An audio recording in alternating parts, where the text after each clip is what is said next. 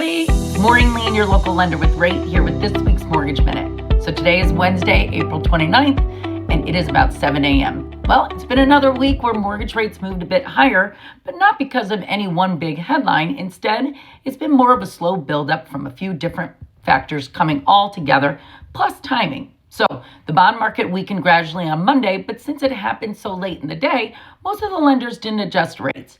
So what happens Tuesday? Well, essentially, they had to catch up to that movement, which is why we saw a bit of a bigger increase yesterday morning.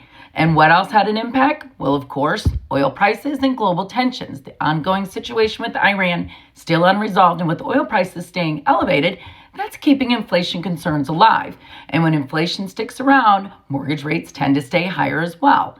Now, shifting to the Fed, this is a big one this week. The expectation is that the Fed will hold rates steady. So they're still in this wait and see mode because the economy is still holding up, and with inflation risk tied to energy prices, they're just not in a rush to cut rates yet.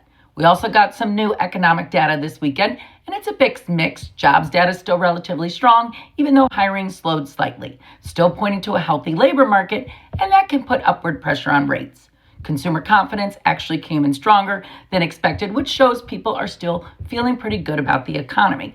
And on the housing side, well, the home prices, they are basically flat month over month. Rent prices actually declined year over year, which is a positive sign for inflation long term. And here's really something important to look at for buyers. Pending home sales came in stronger than expected, marking 2 months in a row of gains. The home values in the U.S., well, they saw a modest increase from January to February of 0.3% seasonally. And compared to this time last year, prices are now 0.7% higher overall. Right now, we're in a market where rates are a bit volatile and slightly higher this week. But as mentioned, the Fed is just not rushing to cut rates.